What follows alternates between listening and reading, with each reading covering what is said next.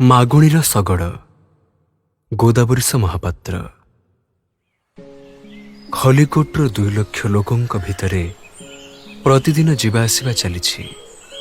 କେତେ ସଂସାରରୁ ଯାଉଛନ୍ତି, କେତେ ସଂସାରକୁ ଆସୁଛନ୍ତି।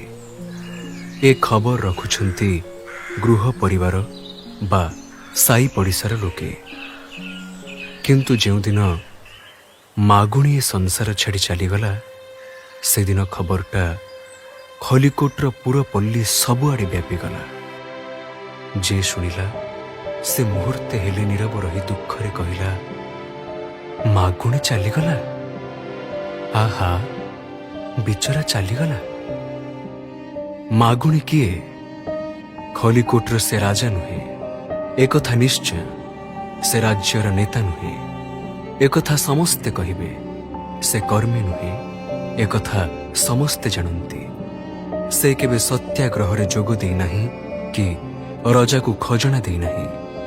ତା ବେକରେ କିଏ ଫୁଲମାଳ ଲମ୍ବାଇ ନାହିଁ କି ସେ କାହା ଗଳାରେ ମାଳା ଲମ୍ବାଇ ଦେବା ଦରକାର ପଡ଼ିନାହିଁ। ଜନ ସମୁଦ୍ର ଭିତରେ କରତାଳି ଗହଳରେ ବକ୍ତୃତା ଦେଇନାହିଁ।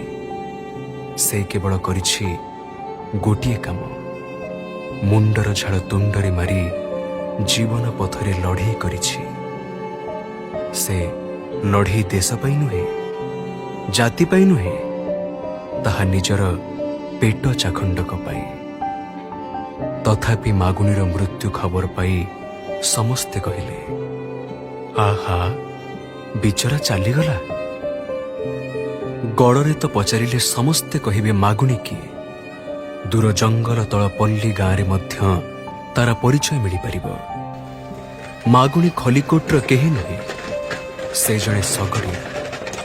2ଟା ବଳଦ ଓ ସେ, ଏ 3 ମିଶି ଗୋଟାଏ ସଂଘ ଗଢ଼ିଥିଲେ, ଯାହାକି 2 ଲକ୍ଷ ଲୋକଙ୍କ ମନକୁ ଛୁଇଁଗଲା। ପ୍ରତିଦିନ ଖଲିକୋଟ ଗଡ଼ରେ ସୂର୍ଯ୍ୟ ଉଏଁ ଓ ସୂର୍ଯ୍ୟ ଅସ୍ତ ହୁଏ। ଘନ ଘୋର ବର୍ଷା ଦିନେ ଲୋକେ ସୂର୍ଯ୍ୟ ନ ଦେଖି ମାଗୁଣିକି ଦେଖି ବେଳ ଜାଣନ୍ତି। ମାଘ ମାସର ଜାଡ଼ରେ ପିଣ୍ଡାରେ ଘୋଡ଼ି ଘାଡ଼ି ହୋଇ ଲୋକେ ବସିଥିଲା ବେଳେ ମାଗୁଣି ନିଜ ପରିଚିତ ସାଙ୍ଗ 2ଟିକୁ ଶଗଡ଼ରେ ଯୋଛି ପାହାଡ଼ ତଳେ ଗୀତ ବୋଲି ଚାଲିଯାଏ।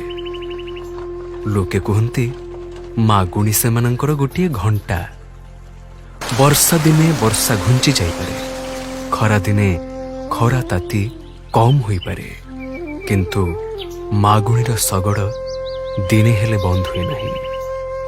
ସେ କହେ, ରଜା ଘରେ ଯୋଡ଼ା ମଟର କାର ଅଛି ସତ, କିନ୍ତୁ ତାପରି ଇଞ୍ଜିନିୟର ନାହାନ୍ତି। ତା ଶଗଡ଼ ରଜା ଘର ମୋଟରଠୁ ବଳେ। 12 ବର୍ଷର ଅତି ପରିଚିତ ସାଥୀ କାଳିଆ ଓ କସରା ବଳଦ ଉପରେ ସେ ହାତ ମାରି ଆଉଁସି ଦେଲେ ତା ଗାଡ଼ିର ପକ୍ଷ ଦିଆ ହୁଏ। ଯେତେବେଳେ ସେ ଶଗଡ଼ ଉପରେ ହସି ଗୀତ ପଦେ ବୋଲିଦିଏ, ରାମ ଯେ ଲଇକ୍ଷଣ ଗଲେ ମୃଗ ମାରି, ତା ମୋଟର ଚାଲେ। ସେତେବେଳେ ଶ୍ୟାମଳ ତରୁପତ୍ର ତଳେ ଗିରିକନ୍ଦିରା ଭିତରେ ପ୍ରତିଧ୍ୱନି ଉଠେ।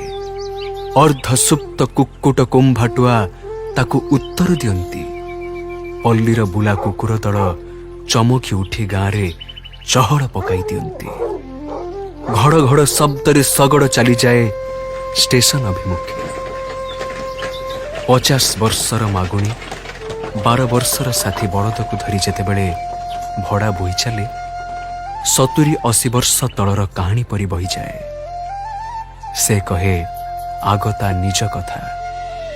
ତାର କେବେ ବାପା ମା ଥିଲେ, ସେ କେବେ ସୁଖରେ ବଢ଼ି ଖଟରେ ଶୋଉଥିଲା, ସେ କେବେ ଘରେ ବସି 2 ଉଳି ପେଟ ପୂରାଇ ଖାଉଥିଲା, ଆଉ ଜଣଙ୍କର ମଧୁର ବଚନ ଶୁଣି ଜୀବନର ସକଳ ଦୁଃଖ ଭୁଲି ଯାଇଥିଲା।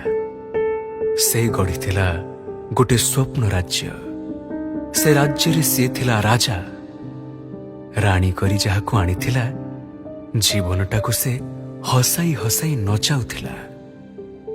ତାର ଅଧର ତଳେ ସେ ଅମୃତ ପିଉଥିଲା। ତାର ଚାହାଣୀ ଭିତରେ ସେ ଜଗତ ଦେଖୁଥିଲା। ତାର ନିଶ୍ୱାସରେ ସେ ସୁବାସ ବାରୁଥିଲା ଓ ତାର ପାଦ ତଳେ ସେ ଫୁଲ ଫୁଟିବାର ଦେଖୁଥିଲା। କିନ୍ତୁ ସେ ସ୍ୱପ୍ନ ତାର ବେଶୀ ଦିନ ରହିଲା ନାହିଁ। ସ୍ୱପ୍ନମୟୀ ହସି ହସି ଚାଲିଗଲା ଏ ସଂସାରର ସେ ପାଖକୁ। ଏ ପାଖେ ଦୁଇଟି ବଳଦ ଗାଁରୁ ଷ୍ଟେସନକୁ ଓ ଷ୍ଟେସନରୁ ଗାଁକୁ ଦିନକେ ଦୁଇଥର ଯାଇ ତାକୁ ଆର ଜନ୍ମରେ ଭେଟିବାକୁ ଚେଷ୍ଟା କରୁଥିଲା। ଶଗଡ଼ ବୋହିଲା ବେଳେ ଏକଥା ସେ ସମସ୍ତଙ୍କୁ ଶୁଣାଇ କନ୍ଦାଇ ପକାଏ। ନିଜେ ଦୁଇ ଟୋପା ଲୁହ ନିଜର ଚିରା କାନିରେ ପୋଛି ଦେଇ ବଳଦ ଉପରେ ହାତ ମାରି ପୁଣି କହେ, ଆଉ ଗୋଟିଏ ଗଳ୍ପ। ଲୋକଙ୍କ ବାଟ ସରିଯାଏ, କିନ୍ତୁ ତାର ଗଳ୍ପ ସରେ ନାହିଁ। ସେ କହେ, ତା ଶଗଡ଼ରେ ନ ବସିଛି କିଏ?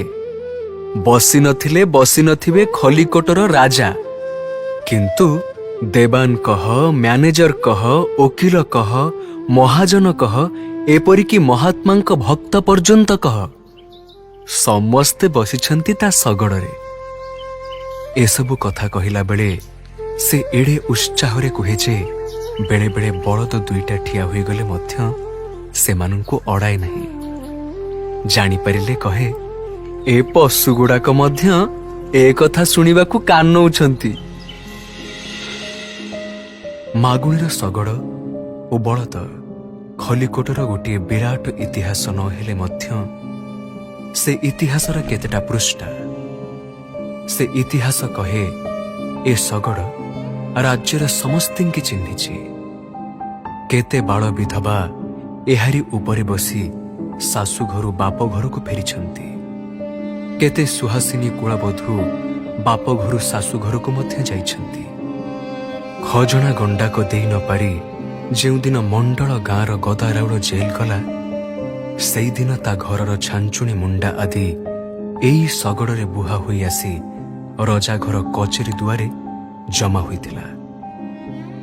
ଯେଉଁଦିନ ବେନ୍ଦାଳିଆ ଗାଁର ମଧୁରଥେ ନରହତ୍ୟା ଅପରାଧରେ ଧରା ହେଲେ, ସେଇଦିନ ସେ ଏଇ ଗାଡ଼ିରେ ବସି ଯାଇଥିଲେ।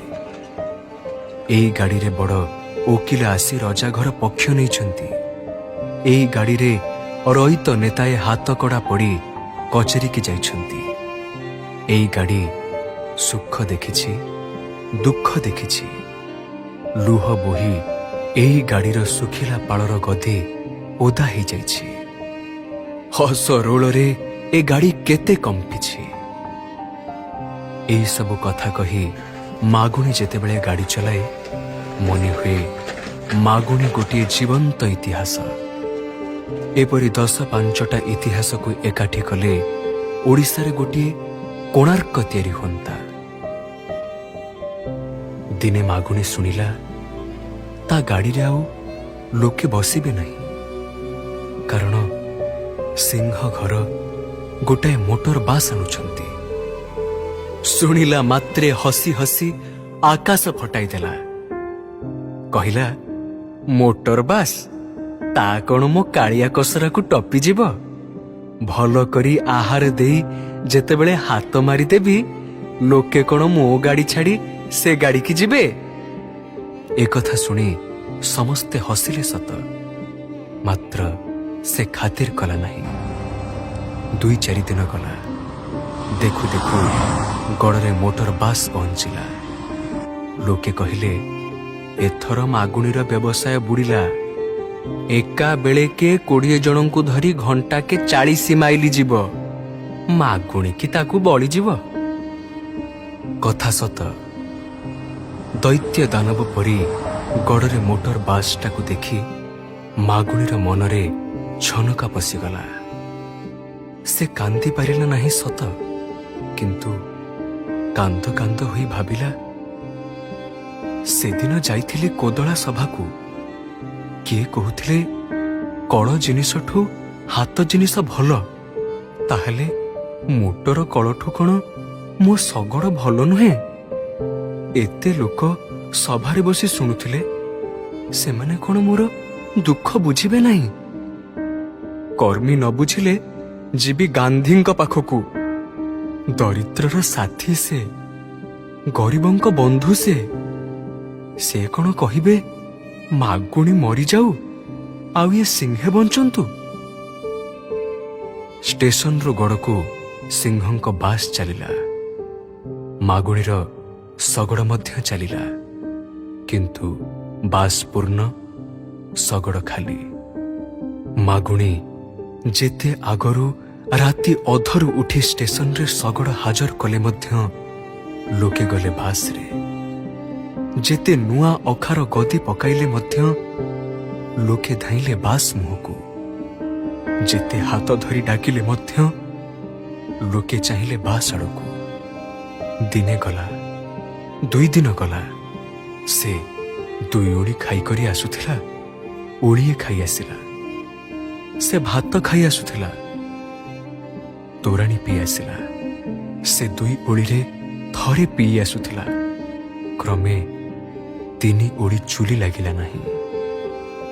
କାଳିଆ କସରାଙ୍କ ଛାତି ହାଡ଼ ଦିଶିଲା। ସେମାନଙ୍କୁ ଧରି ସେ ଯେତେବେଳେ କାନ୍ଦିଲା, କିଏ କହିଲା ପାଗଳ, କିଏ କହିଲା ବାୟା।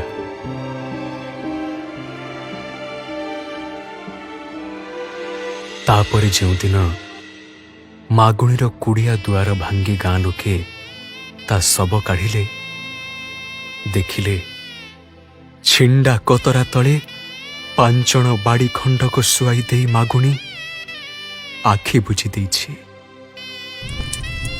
ମଶାଣିରେ ନିଆଁ ଜଳିଲା। ଆକାଶରେ ପକ୍ଷୀ ଉଡ଼ି ଧୂଆଁ ପାର ହେଲେ।